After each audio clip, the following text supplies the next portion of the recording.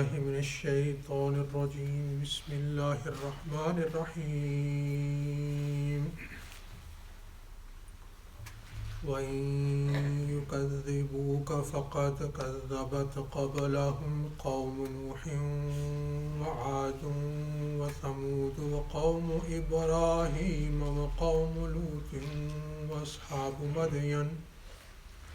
وكذب موسى فأمليت للكافرين ثم أخذتهم فكيف كان نكير فكأي من قرية أهلكناها وهي ظالمة فهي خاوية على عروشها وبئر معطلة وقصر مشيد صدق الله العلي العظيم اللهم صل على سيدنا محمد وعلى آل سيدنا محمد كما صليت على إبراهيم وعلى آل إبراهيم إنك حميد مجيد اللهم بارك على سيدنا محمد وعلى آل سيدنا محمد كما باركت على إبراهيم وعلى آل إبراهيم إنك حميد مجيد.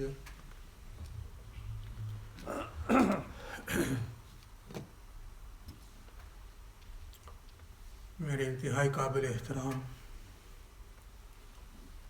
بزرگوں، بھائیوں، دوستوں اور اپنے اپنے گھروں میں بیٹھ کر سننے والی قابل قدر ماؤں بہنوں، ابھی اس وقت درس قرآن کی مجلس میں آپ تشریف فرما ہیں۔ اللہ تبارک و تعالی کی بارگاہ عالی کے اندر دعا گو ہوں کہ اللہ تبارک و تعالی ان مجالس سے مبارکہ کو اپنی بارگاہ عالی کے اندر قبول فرمائے، اور اللہ تبارک و تعالی ہمیں ان مجالس کی قدر کرنے کی اور ان کی اہمیت کو سمجھنے کی توفیق عطا فرمائے۔ قرآن پاک یہ میرے اور آپ کے لیے آئینہ ہے۔ اگر کسی نے اپنے عقائد کو درست کرنا ہے، اخلاق کو درست کرنا ہے، تو وہ قرآن پاک ہی کے ذریعے سے اپنے عقائد کو درست کر سکتا ہے۔ ورنہ اگر ہم قرآن پاک کو نظر انداز کرتے چلیں اور اپنی منمانی میں لگے رہیں تو پھر یقیناً ہمارے عقائد میں خرابی آئے گی۔ یہی وجہ ہے کہ اگر ہم وہ لوگ جن کے اندر عقائد کی خرابی ہے، اس کی وجہ بھی یہی ہے کہ قرآن پاک سے وہ منسلک نہیں ہیں۔ اسی لیے ہمارے اسلاف یہ فرمایا کرتے تھے کہ قرآن پاک کا جو دروس ہیں، یعنی جو درس قرآن ہے، اس کو عام کیا جائے، گلی گلی کوچو کوچو میں اس کو عام کیا جائے تاکہ لوگوں کے عقائد درست ہوں، تاکہ لوگوں کے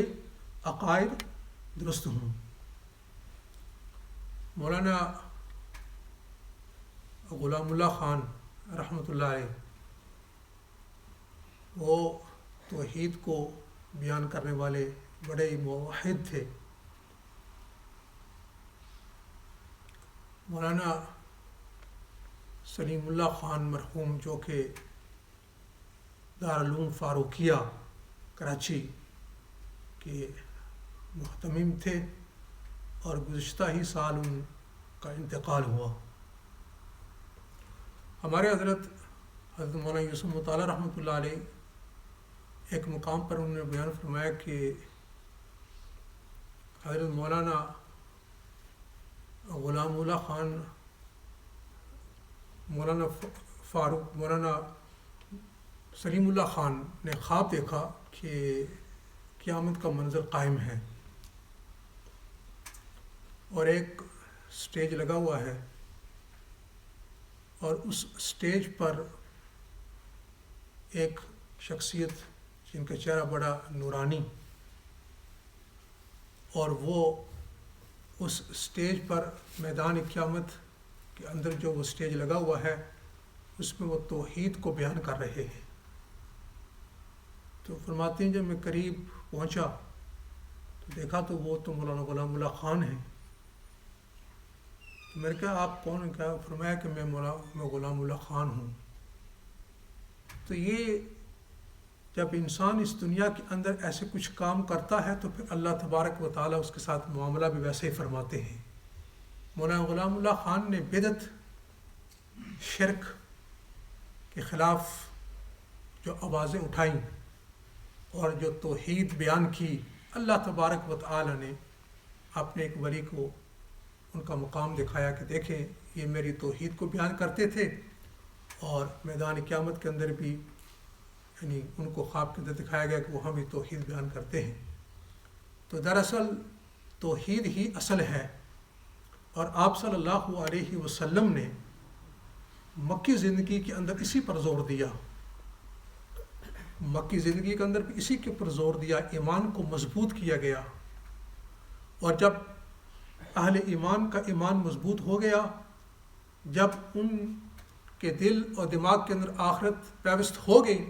پھر اس کے بعد احکام نازل ہوئے، اور پھر اس کے بعد جب احکام نازل ہوئے تو ان کے لیے ان احکام کی تعمیل کرنا کوئی مشکل کام نہیں تھا، بڑی آسانی کے ساتھ انہوں نے ان احکام کو قبول کیا۔ یعنی ایسے ایسے کام جن کے اندر اہل عرب عرصے دراز سے ملوث تھے اور ان کی خون کی رگ رگ کے اندر وہ کام وہ پیوست ہو چکے تھے، لیکن جب اللہ تبارک و تعالیٰ کا حکم آیا کہ اب یہ چیز حرام ہے تمہارے لیے، اب اس کا لین دین تمہارے لیے جائز نہیں، تو بڑی خوشی کے ساتھ انہوں نے اس کو ترک کر دیا اور اس کو پس پش ڈال دیا۔ تو ہمیں بھی اس بات کی کوشش کرنی چاہیے کہ یہ توحید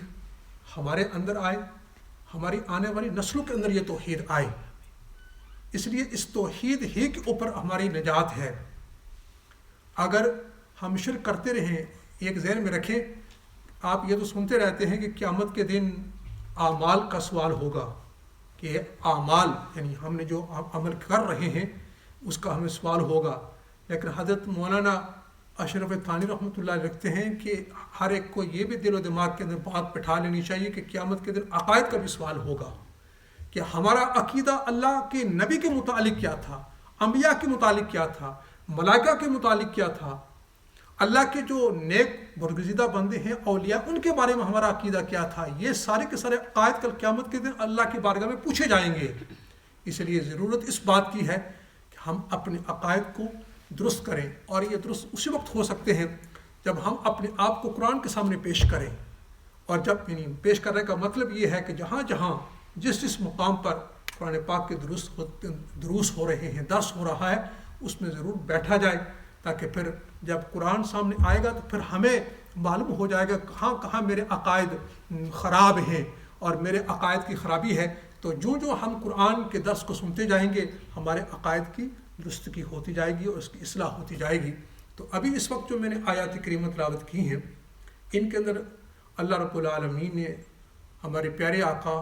پاک صلی اللہ علیہ وسلم کو مخاطب ہو کر یوں فرمایا کہ آپ کی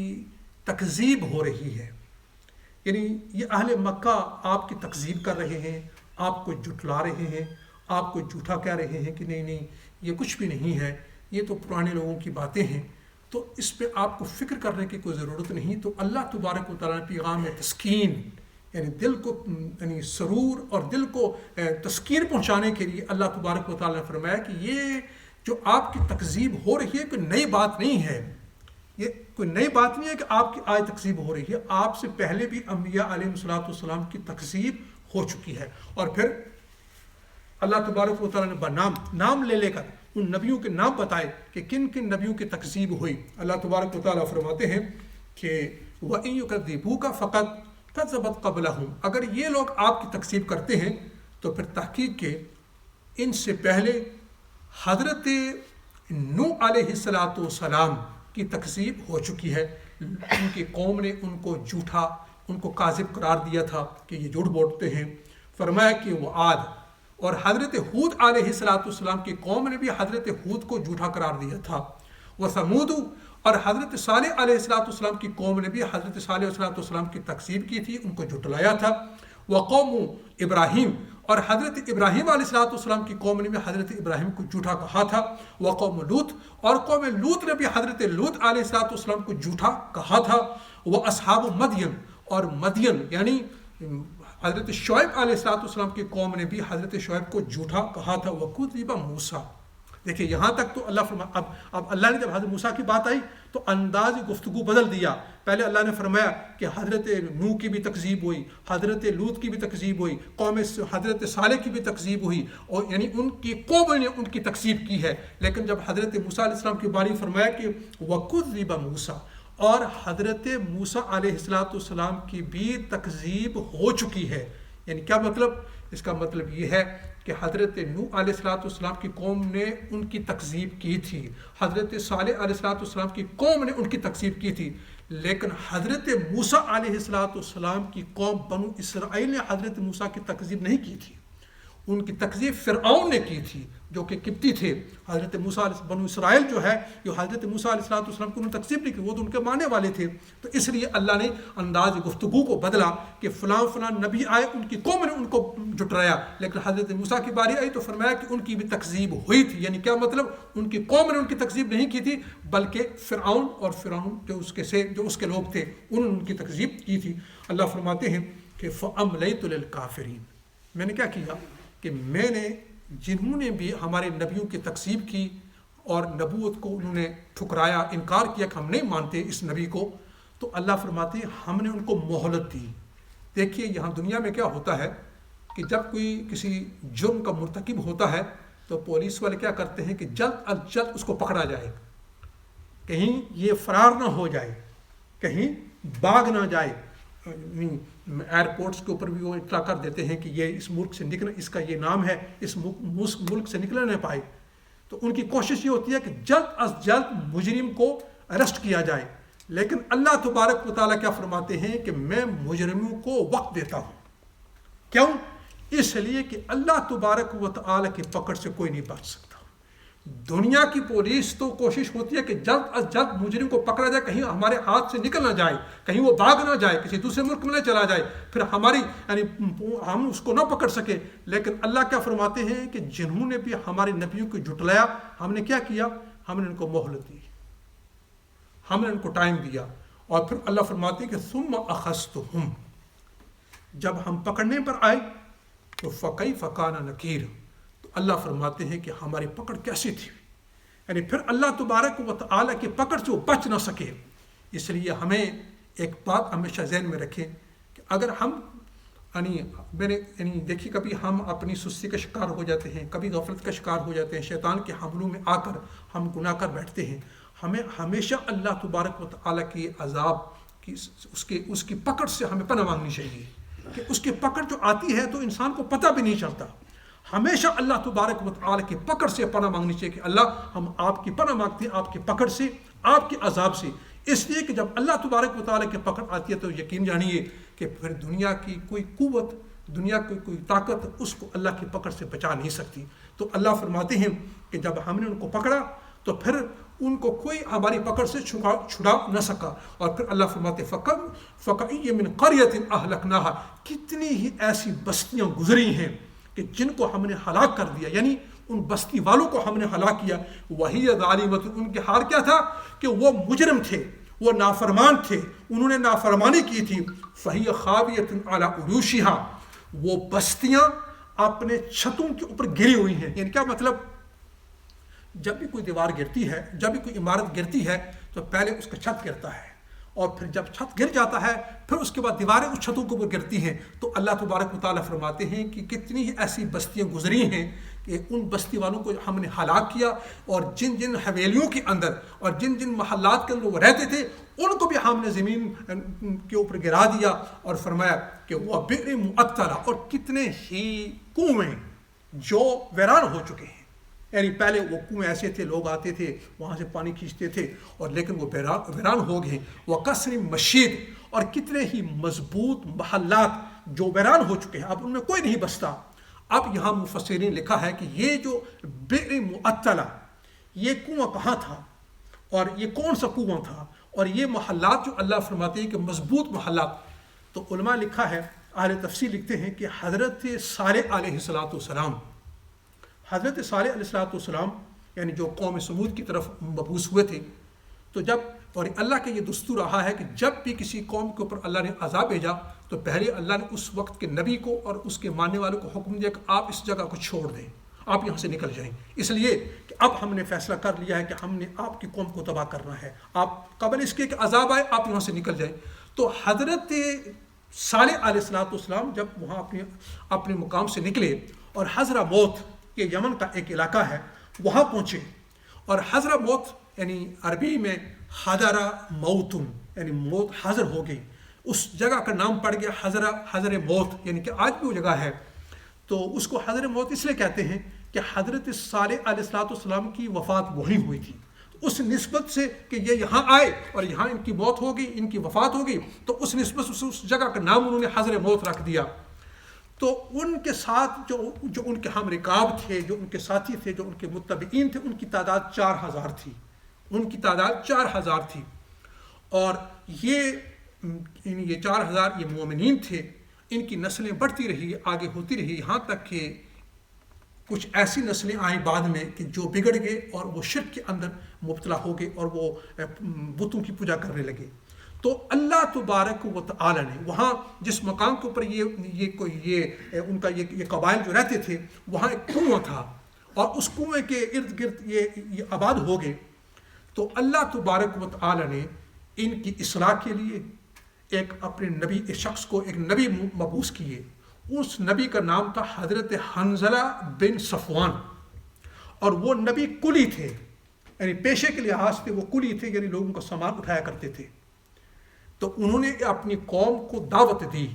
اپنی قوم کو اللہ کی طرف بلایا، لیکن اس قوم نے بجائے اس نبی کی دعوت کو قبول کرنے کے، نہ صرف یہ کہ اس نبی کی دعوت کو انہوں نے ٹھکرایا اور ان کی تقسیم کی، بلکہ وہ نبی ایک دن بازار کے اندر تھے، اس نبی کو، اللہ کے پیغمبر کو انہوں نے وہیں قتل کر دیا۔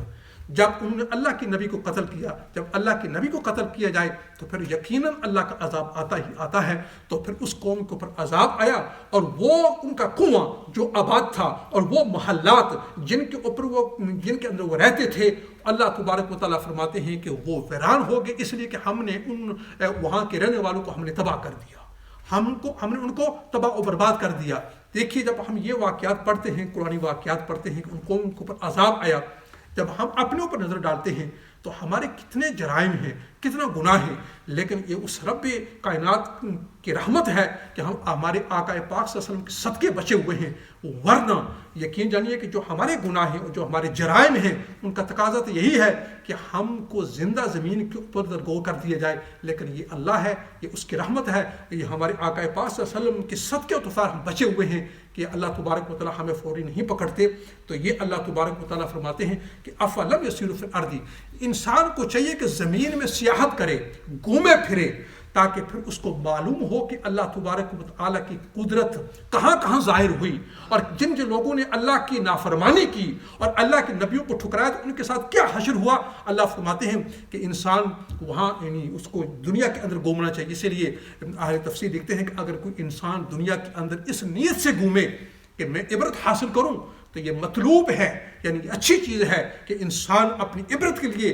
ایک ملک میں جاتا ہے۔ یعنی دیکھیے آج کل لوگ سیاحت کے لیے تو جاتے ہیں، لیکن بہت کم ایسے لوگ ہیں کہ جو اس نیت سے جاتے ہیں کہ ہم جائیں اور وہ علاقے دیکھیں کہ جہاں اللہ تبارک و تعالیٰ کا عذاب آیا، تاکہ ہم اس سے عبرت حاصل کریں، کہیں وہ عذاب ہمارے اوپر نہ آ جائے۔ تو اللہ تبارک و تعالیٰ فرماتے ہیں کہ انسان کو چاہیے کہ اپنی عقل سے کام لے، اپنے دل سے کام لے، اور اپنے دل سے غور کرے اور عبرت حاصل کرے اور اپنے کان سے چیز کو سنے